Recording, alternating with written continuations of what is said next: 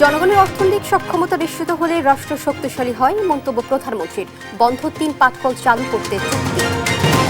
রাষ্ট্রপতি নির্বাচনে ভোট গ্রহণের জন্য সংসদ সদস্যদের বৈঠক আহ্বান ইসির। বিএনপির প্রার্থী চূড়ান্ত করবেন প্রধানমন্ত্রী। শেরপুরের গারো পাহাড়ে পর্যাপ্ত খাবার আর নিরাপদ পরিবেশে হাতির বংশবিস্তার। ১.৫ বছরে ২০টি হাতির শাবকের জন্ম।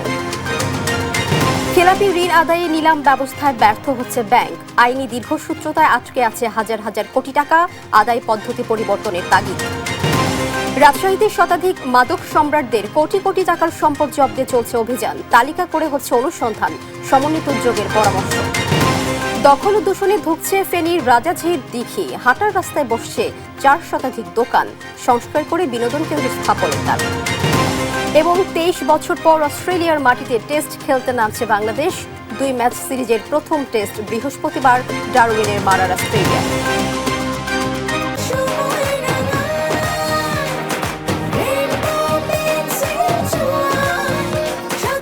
Rainbow Paints, color of joy. শুভ সকাল। সংবাদ সকালে দেখছিলেন সুপারবোর্ড সংবাদ শিরোনাম। সঙ্গে আছি আমি লামিয়া আইভি। জনগণের অর্থনৈতিক সক্ষমতা নিশ্চিত করা গেলে রাষ্ট্র শক্তিশালী হয় বলে মন্তব্য করেছেন প্রধানমন্ত্রী তারেক রহমান। বলেছেন, দেশকে অর্থনৈতিক ও সামাজিকভাবে শক্তিশালী অবস্থানে নিয়ে যাওয়াই সরকারের লক্ষ্য। মন্ত্রিপরিষদ বিভাগের সভাকক্ষে এক চুক্তি স্বাক্ষর অনুষ্ঠানে এসব কথা বলেন তিনি। এদিন বন্ধ থাকা রাষ্ট্রায়ত্ত ৩টি পাটকল বেসরকারি ২ প্রতিষ্ঠানের কাছে লিজ দেওয়ার চুক্তি স্বাক্ষর হয়, যার মধ্য দিয়ে ৬১৯ কোটি টাকা বিনিয়োগে চালু হবে বন্ধ থাকা ৩টি রাষ্ট্রায়ত্ত পাটকল। মন্ত্রিপরিষদ বিভাগের সভাকক্ষে প্রধানমন্ত্রী তারেক রহমানের উপস্থিতিতে বন্ধ থাকা রাষ্ট্রায়ত্ত ৩ পাটকল বেসরকারি ২ প্রতিষ্ঠানের কাছে লিজ দেওয়ার চুক্তি স্বাক্ষর অনুষ্ঠিত হয়। সিরাজগঞ্জের জাতীয় জুট মিলস লিমিটেড ও খুলনার Star Jute Mills Limited lease নিয়েছে প্রাণ আরএফএল গ্রুপ, আর Platinum Jubilee Jute Mills Limited lease নিয়েছে হ্যামকো গ্রুপ। চুক্তির আওতায় দীর্ঘদিন বন্ধ থাকা ৩টি মিল বেসরকারি ব্যবস্থাপনায় পুনরায় চালু করা হবে। মিল ৩টি চালু হলে কমপক্ষে ১১,৬২৯ জনের কর্মসংস্থান সৃষ্টি হবে এবং প্রায় ৬১৯ কোটি টাকা বিনিয়োগ হবে। প্রতিষ্ঠানগুলোর সম্ভাব্য বার্ষিক টার্নওভার হবে প্রায় ১,১৭৫ কোটি টাকা। রাজনৈতিক অধিকারের পাশাপাশি মানুষের অর্থনৈতিক সক্ষমতা নিশ্চিত করা জরুরি উল্লেখ করে প্রধানমন্ত্রী তারেক রহমান বলেন, দেশকে অর্থনৈতিক ও সামাজিকভাবে শক্তিশালী অবস্থানে নিয়ে যাওয়াই সরকারের লক্ষ্য। সরকার প্রধান বলেন, আমরা এমন একটা দেশ তৈরি করতে চাই যেখানে সবাই এখন যে অবস্থায় আছে তার চেয়ে ভালো থাকবে। এটাই আমাদের মূল লক্ষ্য ও উদ্দেশ্য। চুক্তি স্বাক্ষর অনুষ্ঠান শেষে সাংবাদিকদের সঙ্গে কথা বলেন বস্ত্র ও পাট মন্ত্রণালয়ের প্রতিমন্ত্রী মোহাম্মদ শরীফুল আলম। 3টা মিল মিলিয়ে 11,000-এর উপরে কর্মসংস্থান হবে। সবকিছু মিলিয়ে আমরা এটাই বলতে চাই, আমাদের এই যে বন্ধ মিলগুলো চালু করার মাননীয় প্রধানমন্ত্রীর যে উদ্যোগ ছিল, যেই কমিটমেন্ট ছিল, তার একটা শুরুটা আমরা করলাম। প্রধানমন্ত্রীর প্রতিশ্রুতি অনুযায়ী দ্রুতই আরও কিছু বন্ধ থাকা শিল্প কারখানায় বেসরকারি বিনিয়োগের মধ্য দিয়ে শিল্পায়ন ও কর্মসংস্থানের সৃষ্টি হবে বলেও মন্তব্য করেন প্রতিমন্ত্রী। আরও কিছু মিলের চুক্তি স্বাক্ষর সম্পন্ন হবে। সাইফুল রিপন, দেশ টিভি, ঢাকা। অর্থনীতিতে একটা অবদান রাখতে পারবে। পাশাপাশি আরএফএল ওয়াটার পাম্পের রোটর এখন আরও উন্নত আর বিদ্যুৎ সাশ্রয় হয় 20% পর্যন্ত। বাংলাদেশে বর্তমানে বিনিয়োগের অনুকূল পরিবেশ রয়েছে বলে মন্তব্য করেছেন প্রধানমন্ত্রী তারেক রহমান। জানান, আগ্রহী বিদেশি বিনিয়োগকারীদের সব ধরনের সহযোগিতা করবে সরকার। ডিজিটাল আর্থিক সেবা ও প্রযুক্তির সম্প্রসারণে বেসরকারি খাতকে স্বাগত জানান প্রধানমন্ত্রী। মঙ্গলবার সচিবালয়ের মন্ত্রিপরিষদ বিভাগের কার্যালয়ে প্রধানমন্ত্রী তারেক রহমানের সাথে সৌজন্য সাক্ষাৎ করেন আর্থিক প্রযুক্তি প্রতিষ্ঠান ভিসার এশিয়া প্যাসিফিক অঞ্চলের প্রেসিডেন্ট স্টিফেন কার্পিন। সাক্ষাতে কৃত্রিম বুদ্ধিমত্তা প্রযুক্তি ব্যবহার করে বাংলাদেশের ব্যাংকিং ও ডিজিটাল পেমেন্ট ব্যবস্থাকে আরও নিরাপদ, সহজ ও দ্রুত করার বিষয়ে ভিসা কাজ করতে আগ্রহী বলে জানান স্টিফেন কার্পিন। সাধারণ মানুষের নিত্যদিনের লেনদেন সহজ করতে মেট্রো রেল, টোল প্লাজা ও এক্সপ্রেসওয়ে সহ বিভিন্ন সরকারি ও জনসেবামূলক ব্যবস্থায় ভিসা কার্ড ব্যবহারের সুযোগ সম্প্রসারণের সম্ভাবনা নিয়েও বৈঠকে আলোচনা হয়। বাংলাদেশের ডিজিটাল অর্থনীতি ও ক্রিয়েটিভ ইকোনমির বিকাশে অবদান রাখতে ভিসা আগ্রহী বলে জানান স্টিফেন কার্পিন। আর ডিজিটাল অর্থনীতি, বিনিয়োগ ও প্রযুক্তিগত সক্ষমতা বৃদ্ধিতে ভিসার মতো আন্তর্জাতিক প্রতিষ্ঠানের সহযোগিতা চান সরকার প্রধান। এদিন প্রধানমন্ত্রী তারেক রহমানের সঙ্গে সাক্ষাৎ করেন American Chamber of Commerce in Bangladesh AmCham-এর একটি প্রতিনিধি দল। সাক্ষাতে প্রধানমন্ত্রী তারেক রহমান বলেন, বর্তমানে বাংলাদেশে বিনিয়োগের অনুকূল পরিবেশ রয়েছে। আগ্রহী বিদেশি বিনিয়োগকারীদের সব ধরনের সহযোগিতা করতে প্রস্তুত সরকার। সাইফুল রিপন, দেশ টিভি, ঢাকা। রাষ্ট্রপতি নির্বাচনে বিএনপির প্রার্থী ঘোষণা করবেন সংসদ নেতা প্রধানমন্ত্রী তারেক রহমান। বৃহস্পতিবারের মধ্যেই প্রার্থীর নাম জানানো হবে বলে জানিয়েছেন জাতীয় সংসদের চিফ হুইপ নুরুল ইসলাম মনি। আর বিরোধী দলীয় চিফ হুইপ নাহিদ ইসলাম বলেন, গণতান্ত্রিক ধারা অব্যাহত রাখার জন্যই শুধু এ নির্বাচনে অংশ নিচ্ছে বিরোধী দল। এদিকে রাষ্ট্রপতি নির্বাচনকে কেন্দ্র করে আগামী 20 আগস্ট সংসদ কক্ষে বিশেষ বৈঠক ডেকেছে ইসি। ইউসুফ ভুঁইয়ার রিপোর্ট। রাষ্ট্রপতি নির্বাচনের ভোটগ্রহণ 20 আগস্ট। নির্বাচন সামনে রেখে ইতিমধ্যে প্রয়োজনীয় সব প্রস্তুতি নিচ্ছে নির্বাচন কমিশন ও সংসদ সচিবালয়। মঙ্গলবার সকালে নির্বাচনের সার্বিক প্রস্তুতি নিয়ে জাতীয় সংসদ ভবনে বৈঠকে বসেন নির্বাচন কমিশন ও জাতীয় সংসদের দায়িত্বশীলরা। বৈঠক শেষে জাতীয় সংসদের চিফ হুইপ নুরুল ইসলাম মনি জানান, সংবিধানের 70 অনুচ্ছেদ অনুসারে সংসদ সদস্যদের নিজ দলের বিরুদ্ধে ভোট দেওয়ার সুযোগ নেই। আর প্রধানমন্ত্রী তারেক রহমান বিএনপির প্রার্থী চূড়ান্ত করবেন বলেও জানান তিনি। আমাদের বিএনপি দলীয় প্রার্থী আমরা এখনো সিদ্ধান্ত ফাইনাল করিনি। মাননীয় প্রধানমন্ত্রী তিনি ঘোষণা করবেন। আমাদের দলের থেকে তাকে দায়িত্ব দেওয়া হয়েছে, তিনি সিদ্ধান্ত গ্রহণ করবেন। যদি শুধু আমরা বাস্তবায়ন করি তাতেও এই রাষ্ট্রপতিতে 70 অনুচ্ছেদ প্রযোজ্য হবে রাষ্ট্রপতি নির্বাচনে। আর বিরোধী দলীয় চিফ হুইপ নাহিদ ইসলাম বলেন, জুলাই সনদ অনুযায়ী রাষ্ট্রপতি নির্বাচন হলে স্বাধীনভাবে ভোট দিতে পারতেন সংসদ সদস্যরা।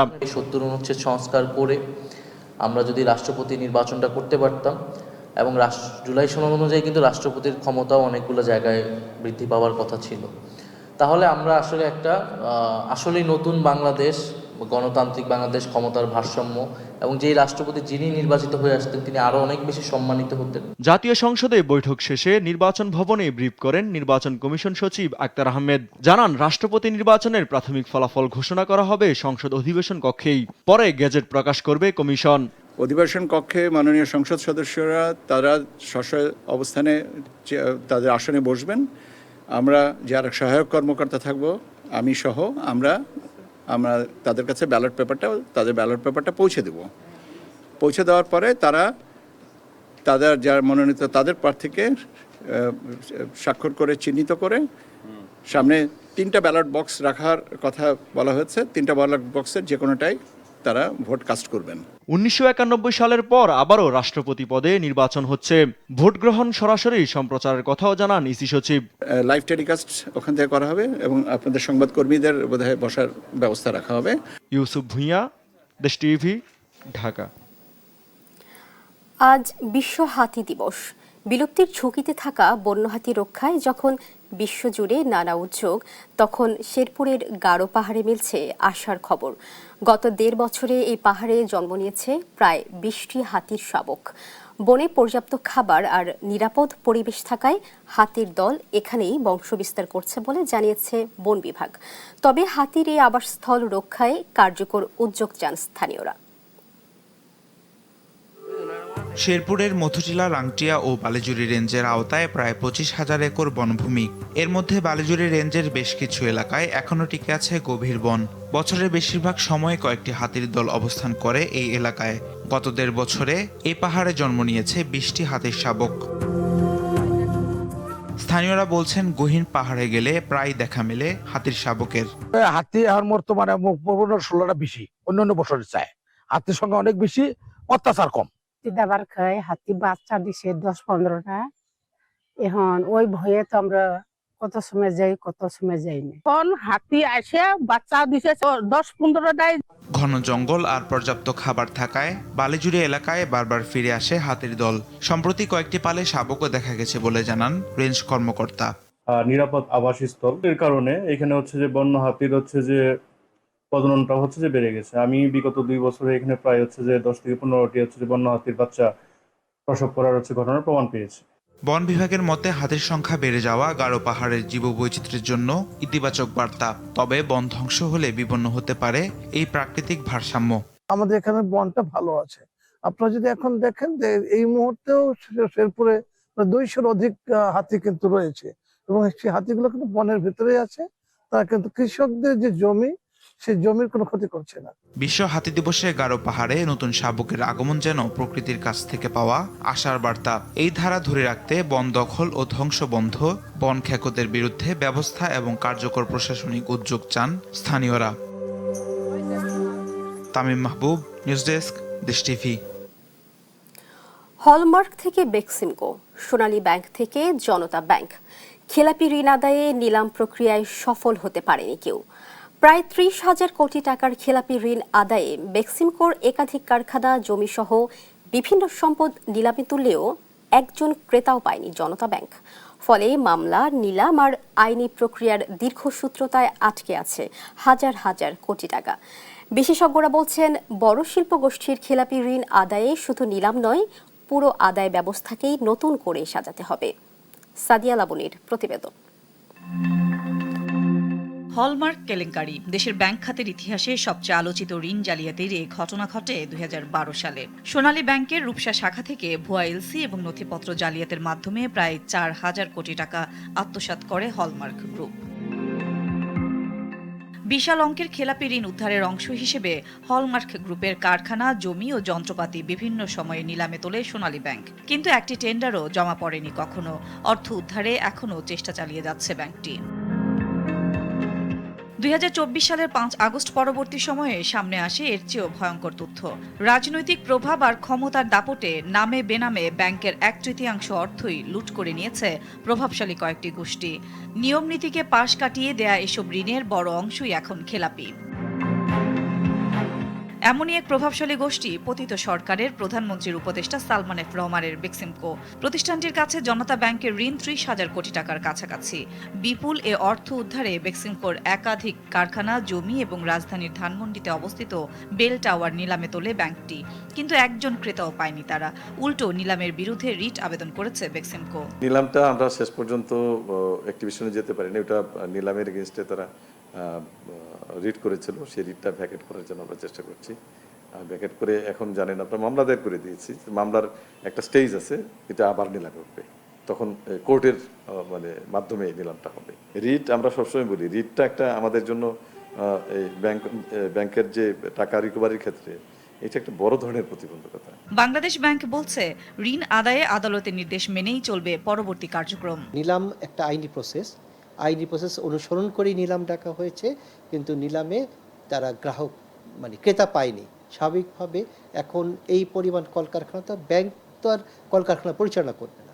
অতএব এই ব্যাপারে নিশ্চয়ই ব্যাংক আদালতের কাছ থেকে একটি নির্দেশনা চাবে এবং সেই নির্দেশনা পেলে সেই অনুযায়ী ব্যাংক ব্যবস্থা গ্রহণ করবে। কেন্দ্রীয় ব্যাংকের সাবেক গভর্নর জানালেন, প্রভাবশালী ব্যক্তি বা গোষ্ঠীর সম্পদ কেনাকে নিরাপদ মনে করেন না অনেকে। তাই ওয়ান বায়ার ওয়ান সেলার পদ্ধতি থেকে সরে এসে একাধিক ক্রেতার অংশগ্রহণের সুযোগ রাখার পরামর্শ তার। না, ওই সিঙ্গেল ইন্ডাস্ট্রি, সিঙ্গেল বায়ার ওই পলিসিতে হয়তো হবে না, কেউ সরাসরি হয়তো আসবে না। কিন্তু যদি আমি এখন ওই ইন্ডাস্ট্রি বাদ দিয়ে আমি ওইটাকে ছোটো ছোটো প্লট করে, ছোটো ছোটো ইন্ডাস্ট্রি করে, ছোটো ছোটো মালিকদেরকে দিয়ে দিই এবং এখানে যদি 500টা মালিক, 600টা মালিক চলে আসে, 5 বছর পরে তো আর ছেড়ে দেওয়া যায়। হলমার্ক থেকে বেক্সিমকো নাম বদলেছে ঋণের অঙ্ক, কিন্তু সংকটের চিত্র অনেকটাই এক। আর বছরের পর বছর ধরে নিলাম সফল না হওয়ায় ফিরছে না ব্যাংকের কাঙ্ক্ষিত অর্থ। সাদিয়া লাবনী, দেশ টিভি, ঢাকা। সাবেক প্রধানমন্ত্রী শেখ হাসিনা দেশে ফিরলে পূর্ণ নিরাপত্তা দেয়া হবে বলে জানিয়েছেন প্রধানমন্ত্রীর তথ্য ও সম্প্রচার বিষয়ক উপদেষ্টা ডাক্তার জাহিদুর রহমান। তিনি জানান, বিচারিক প্রক্রিয়ায় তার সব অধিকার নিশ্চিত করা হবে। একই সঙ্গে সাকিব আল হাসানের রাজনৈতিক ভূমিকার সমালোচনা করেছেন ডাক্তার জাহিদ। মঙ্গলবার সচিবালয়ে সরকারের কার্যক্রম নিয়ে সংবাদ ব্রিফিংয়ে এসব কথা বলেন প্রধানমন্ত্রীর এই উপদেষ্টা। সরকারের বিভিন্ন কার্যক্রমের অগ্রগতি তুলে ধরে মঙ্গলবার সকালে সচিবালয়ে তথ্য দপ্তরের সম্মেলন কক্ষে সংবাদ ব্রিফিং করেন প্রধানমন্ত্রীর তথ্য সম্প্রচার বিষয়ক উপদেষ্টা ডাক্তার জাহিদুর রহমান। এ সময় বিদ্যমান পরিস্থিতি নিয়ে সাংবাদিকদের নানা প্রশ্নের জবাব দেন তিনি। নাম্বার দেয়া পাশ করানোর প্রবণতা। শেখ হাসিনার দেশে ফেরা নিয়ে এক প্রশ্নের জবাবে তথ্য উপদেষ্টা বলেন, দেশে ফিরলে তিনি আইনি প্রক্রিয়ার মুখোমুখি হবেন। জানান, গুরুতর অপরাধে অভিযুক্ত ব্যক্তিরও নাগরিক ও সাংবিধানিক অধিকার রয়েছে। উনি তো বলছেন ডিসেম্বরে আসবেন, আমি বহুবার বলেছি তিনি যদি আসেন পূর্ণ নিরাপত্তার সাথে তিনি আসবেন, পূর্ণ নিরাপত্তার সাথে তিনি বিচারিক প্রক্রিয়ায় যাবেন, পূর্ণ অধিকার ভোগ করবেন বিচারিক প্রক্রিয়ায়, যা যা করা দরকার। তারপর আদালত যে সিদ্ধান্ত নেবে সেটা আমরা সবাই মেনে নেব। সম্প্রতি দিল্লিতে শেখ হাসিনার বক্তব্য দুই দেশের সম্পর্কে প্রভাব ফেলতে পারে জানান ডাক্তার জাহেদ। বলেন, ভারত সরকারকে গুরুত্ব দিয়ে বিষয়টি ভাবতে হবে। তারা নিশ্চয়ই বাস্তবতা বুঝবেন বলে আমি বিশ্বাস করি যে বাংলাদেশের সাথে সম্পর্ক এবং এনগেজমেন্ট নতুনভাবে ইন আ সেন্স এই গত 17 বছরে যেভাবে হয়েছে তার বাইরে থেকে করতে হবে, আমি আশাবাদী। এ সময় ক্রিকেটার সাকিব আল হাসানের রাজনৈতিক অবস্থানের সমালোচনা করেন তথ্য উপদেষ্টা। ভালো খেলোয়াড় হতে পারেন, উনি একজন নষ্ট পচে যাওয়া মানুষ। যে মানুষ হাসিনার সাথে অ্যালাইন্ড হয় এবং এখনও অ্যালাইন্ড থাকেন, সে 5 তারিখে তো তার বক্তব্য এসছে। সো ডোন্ট কেয়ার উনি কত নামি, কত সুনাম তার আছে, এসব ফালতু কথা উনি বলেন আসলে সরকারকে কিছুটা চাপে ফেলার জন্য। আমি আবারও বলছি, এনিবডি কেউ আছেন, উনি বাংলাদেশে আসবেন মামলা ফেস করার জন্য। ভারতের গোয়েন্দা সংস্থা রয়ের প্রধানের সফর নিয়ে জল্পনা কল্পনার কিছু নেই বলেও মন্তব্য করেন তিনি। বন্ধু পাল্টানো যায়, এটা পররাষ্ট্রনীতিতে বলা হয়, বন্ধু পাল্টানো যায় কিন্তু প্রতিবেশী পাল্টানো যায় না। সংবাদ ব্রিফিংয়ে জানানো হয়, 180 দিনে বিএনপি সরকারের অর্জন জাতির কাছে তুলে ধরবেন দলের চেয়ারম্যান প্রধানমন্ত্রী তারেক রহমান। মাননীয় প্রধানমন্ত্রীর কার্যালয়ে। ঝর্ণা রায়, দেশ টিভি, ঢাকা। শেখ হাসিনাকে ফেরত চেয়ে বাংলাদেশের চিঠি বিদ্যমান আইনে পর্যালোচনা করছে ভারত। মঙ্গলবার নয়াদিল্লিতে এক ব্রিফিংয়ে ভারতের পররাষ্ট্র মন্ত্রণালয়ের মুখপাত্র রণধীর জয়সওয়াল এই কথা জানান। তিনি বলেন, হাসিনার প্রত্যর্পণ নিয়ে ভারতের অবস্থান স্পষ্ট, বিষয়টি নির্ধারিত প্রক্রিয়া অনুযায়ী দেখা হচ্ছে। এদিকে ইনকিলাব মঞ্চের মুখপাত্র ওসমান হাদির হত্যাকারীদের হস্তান্তর প্রসঙ্গে জয়সওয়াল বলেন, এটি নিয়ে আইনি প্রক্রিয়ায় তদন্ত চলছে। Our High Commissioner met with the Prime Minister of Bangladesh yesterday. আপনি যে দুটি বিষয় তুলেছেন, বাংলাদেশের সাবেক প্রধানমন্ত্রীর প্রত্যর্পণ এবং হাদি হত্যা মামলা। হাদির বিষয় আমি আগেই বলেছি, এটি একটি আইনি বিষয় এবং বর্তমানে এ নিয়ে তদন্ত চলছে। আর সাবেক প্রধানমন্ত্রী শেখ হাসিনার প্রত্যর্পণের বিষয়ে আমাদের অবস্থান স্পষ্ট। নিজস্ব প্রতিষ্ঠিত প্রক্রিয়া অনুযায়ী আমরা বিষয়টি পর্যালোচনা করছি। As I said before, that our position has been very clear on this particular matter. NTRC এর পরিবর্তে ম্যানেজিং কমিটির মাধ্যমে শিক্ষক নিয়োগের বিষয়ে চূড়ান্ত কোনো সিদ্ধান্ত হয়নি বলে জানিয়েছেন শিক্ষামন্ত্রী আ.ন.ম এহসানুল হক মিলন। রাজধানীতে এক সেমিনারে তিনি জানান, এই সংক্রান্ত একটি সভার রেজুলেশন নিয়ে বিতর্কটি ওঠে। বলেন, গুপ্ত কেউ রেজুলেশনের নিচের অংশ কেটে এই অপপ্রচার চালিয়েছে। এ সময় এসএসসিতে কম পাশের হার নিয়ে শিক্ষামন্ত্রী বলেন, জোর করে কাউকে ফেল করিয়ে দেওয়া যায় না।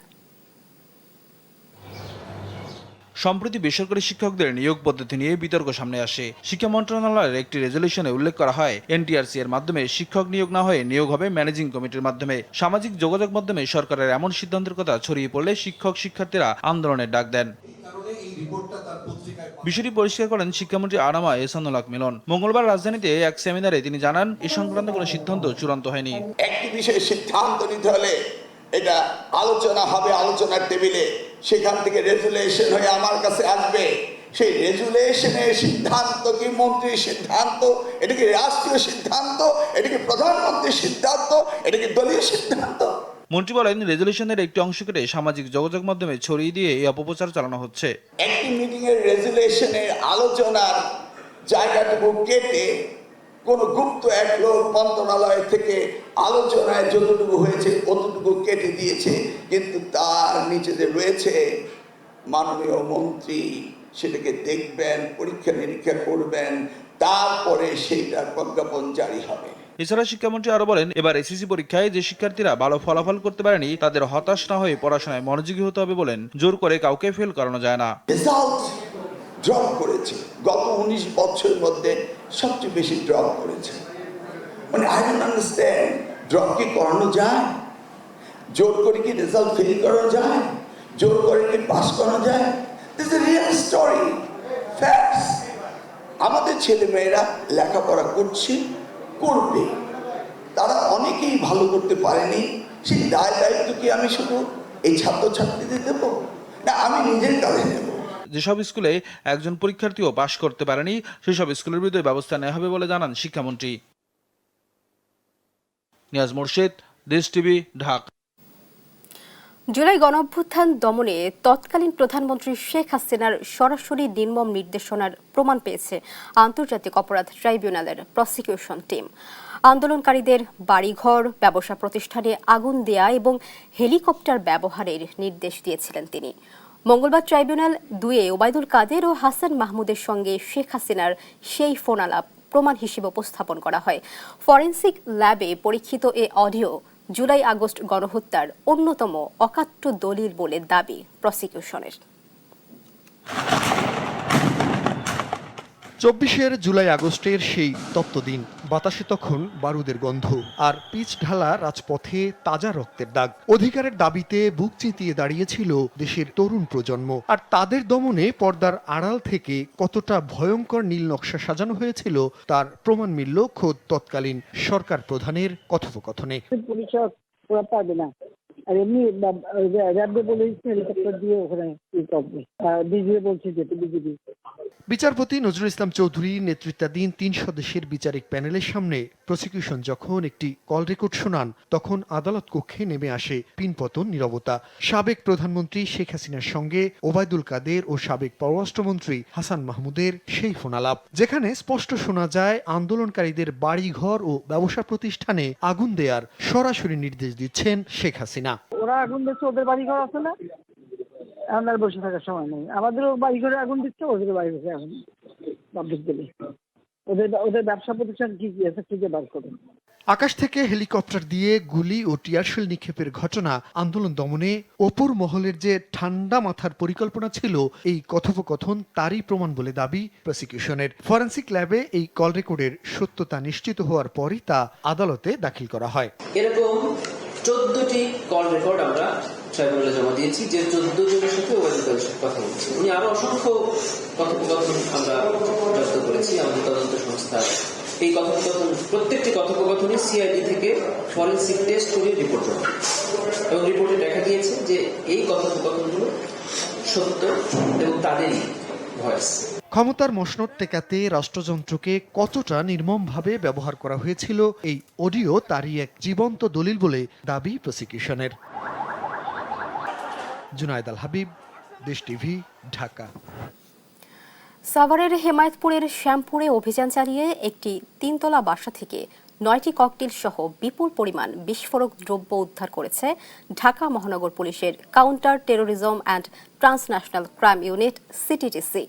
এ সময় রাজধানীর মতিঝিলে মেট্রো রেল স্টেশনের নিচে বোমা রাখার ঘটনায় শনাক্ত আরিফ হোসেন নামে একজনকে গ্রেফতার করা হয়। সাভার থানার ওসি সাইফুল আলম জানান, বিস্ফোরক ব্যবহার করে দেশের নাশকতার পরিকল্পনা চলছে এমন গোপন খবরের ভিত্তিতে, গোয়েন্দা তথ্যের ভিত্তিতে এই অভিযান পরিচালনা করা হয়। তিনি আরও জানান, আরিফকে বেশ কিছুদিন ধরেই কিশোরগঞ্জ থেকে অনুসরণ করা হচ্ছিল। অভিযানে ককটেইল, হাতবোমা ছাড়াও কেরোসিন, বিভিন্ন ধরনের রাসায়নিক উপাদান উদ্ধার করা হয়েছে। পরে নিষ্ক্রিয় করা হয় 5টি ককটেইল। প্রায় 7 ঘন্টার অভিযান শেষে উদ্ধার আলামত সাভার মডেল থানায় হস্তান্তর করা হয়। বিভিন্ন জাতীয় গান পাউডার, সায়ানাইড সহ বিস্ফোরক তৈরির বিভিন্ন উপাদান এগুলো পাওয়া গেছে।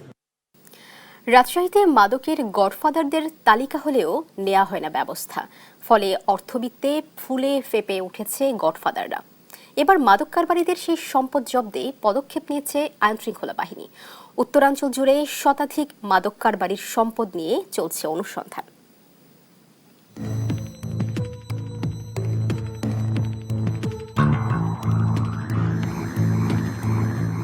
রাজশাহী বিভাগে অনেকেই মাদকের কারবার করে বনে গেছেন কোটি কোটি টাকার মালিক। এমন মাদক কারবারিদের সম্পদের অনুসন্ধান শুরু করেছে মাদকদ্রব্য নিয়ন্ত্রণ অধিদপ্তর। ইতোমধ্যে জব্দ হয়েছে গোদাগাড়ী উপজেলার আব্দুল্লাহ ও তার স্ত্রী সায়রা বেগমের সম্পদ। অনুসন্ধান চলছে রাজশাহীর মাদারপুরের জাহাঙ্গীর, মাটিকাটা ইউনিয়নের চেয়ারম্যান সোহেল রানা, চাঁপাইনবাবগঞ্জের চর বাগডাঙ্গা ইউনিয়ন পরিষদের বরখাস্ত চেয়ারম্যান শাহিদ রানা টিপু ও জুয়েল মেম্বারের সম্পদের। অধিদপ্তরের তালিকায় আরও আছে রাজশাহীর গোদাগাড়ী উপজেলার শীষ মোহাম্মদ শিশু, বাঘা উপজেলার রুবেল মোল্লা সহ অনেকের নাম। আইনশৃঙ্খলা বাহিনীর কর্মকর্তারা বলছেন, উত্তরাঞ্চল জুড়ে শীর্ষ মাদক কারবারির তালিকা করা হয়েছে। গোদাগাড়ির জায়গায় যারা গডফাদার রয়েছে, হিরোইনের গডফাদার রয়েছে, মাদক ব্যবসায়ী, তাদের 20 জনের একটা তালিকা তৈরি করেছি এবং তাদের বিরুদ্ধে অলরেডি ইনভেস্টিগেশন চালু রয়েছে। মোটা দাগে যেটা আমরা বলি, আমাদের 184 জন মাদক ব্যবসায়ীর তালিকা রয়েছে। সাম্প্রতিক সময়ে আমরা তাদের এরকম গডফাদারদের তালিকা করেছি এবং তাদের বিরুদ্ধে যথাযথ আইনগত ব্যবস্থা নেওয়া হচ্ছে। তবে আইন শৃঙ্খলা বাহিনীর তালিকায় থাকা শীর্ষ মাদক কারবারিরা সাফাই গাইছেন নিজেদের পক্ষে। আমাকে তো মামলা দিয়ে ফাঁসানো হয়েছে, অস্ত্র মাদক নিয়ে আমাকে 2 দিন গুম করে রেখেছিল। সব পালাতক মামলা হয়েছে, মামলা সব শেষ হয়ে গেছে। জড়িতদের বিরুদ্ধে দৃশ্যমান ব্যবস্থার পাশাপাশি সীমান্তে আইন শৃঙ্খলা বাহিনীর তৎপরতা বাড়ানো ও মাদকের বিরুদ্ধে জনসচেতনতা বাড়ানোর পরামর্শ অপরাধ বিশ্লেষকদের। সমন্বিত কার্যকর পদক্ষেপের মাধ্যমেই আমরা এটা প্রতিরোধ করতে পারি। সেজন্য সীমান্ত এলাকায় নজরদারি বাড়াতে হবে, আমাদের যে আইন শৃঙ্খলা বাহিনী তাদের সক্ষমতা বৃদ্ধি করতে হবে। সিন্ডিকেটের রুট অনেক শক্ত, যার কারণে এই রুটটাকে উপড়ে ফেলা যায় না। তবে আমি মনে করি যে এই সিন্ডিকেটকে ভাঙার জন্য একটা সমন্বিত উদ্যোগ গ্রহণ করা দরকার। উত্তরের সীমান্তে মাদক চোরাচালান নিয়ন্ত্রণ করছে প্রায় 300 গডফাদার। তাদের নিয়ন্ত্রণে আছে আরো সহস্রাধিক। কাজী শাহেদ, দেশ টিভি, রাজশাহী। চলছে ইলিশের ভরা মৌসুম। এর মধ্যেই লোডশেডিং এর কারণে পটুয়াখালীর আলিপুর মহিপুর মৎস্য বন্দরে দেখা দিয়েছে তীব্র বরফ সংকট। উৎপাদনের তুলনায় চাহিদা বেশি হওয়ায় 150 টাকার বরফের ক্যান বিক্রি হচ্ছে 300 টাকায়। তারপরও পর্যাপ্ত যোগান না থাকায় সমুদ্রে যেতে পারছে না শত শত মাছ ধরার ট্রলার। এতে লোকসানের মুখে পড়েছে জেলেরা। সমুদ্রে যাওয়ার প্রস্তুতি নিয়ে ঘাটে নোঙর করে আছে সারি সারি মাছ ধরার ট্রলার। জাল, জ্বালানি আর প্রয়োজনীয় সরঞ্জাম প্রস্তুত থাকলেও মিলছে না পর্যাপ্ত বরফ। আর এই এক কারণে সমুদ্রে মাছ শিকারে যেতে পারছে না জেলেরা। মৎস্য বন্দর আলিপুর ও মহিপুর এলাকায় অন্তত 26টি বরফ কল আছে। এর মধ্যে কোনো কোনো কল প্রতিদিন 20 থেকে 200 ক্যান পর্যন্ত বরফ উৎপাদন করে। কিন্তু গত 10 দিন ধরে টানা লোডশেডিং এর কারণে পর্যাপ্ত বরফ পাচ্ছেন না জেলেরা। আবার 150 টাকার বরফ ক্যান কিনতে হচ্ছে 300 টাকায়। তাতেও চাহিদা পূরণ হচ্ছে না। এতে ভরা মৌসুমে লোকসানের মুখে পড়ছেন জেলেরা। 3-4 দিন যাবত কুলে বসে রয়েছি। এখন হলো ইলিশের মৌসুম, কারেন্টের অভাবে আমরা বরফ পাইতেছি না। অনেক কারেন্ট সমস্যা করতে আছে, কারেন্ট আয় আর যায়। কারেন্ট 1 ঘন্টা থাকলে 4 ঘন্টা থাকে না, যেটুকু হয় 1 ঘন্টা আবার পড়ে যায়। ভাই আমরা 3-4 লাখ টাকার বাজার করে বসে রয়েছি, বরফ কারেন্টের কারণে উৎপাদন হচ্ছে না। বরফ কল মালিকরা বলছেন বরফ উৎপাদনের জন্য টানা 15 থেকে 16 ঘন্টা বিদ্যুৎ থাকা দরকার। তবে টানা বিদ্যুৎ সরবরাহের জায়গায় লোডশেডিং এ বরফ উৎপাদন সম্ভব হচ্ছে না। আমাদের মহিপুর আলিপুর মিলে বরফ কল আছে ধরেন 36টা বরফ কল থাকার কারণে আমরা বিদ্যুতের জন্য বরফ উৎপাদন করতে পারতেছি না।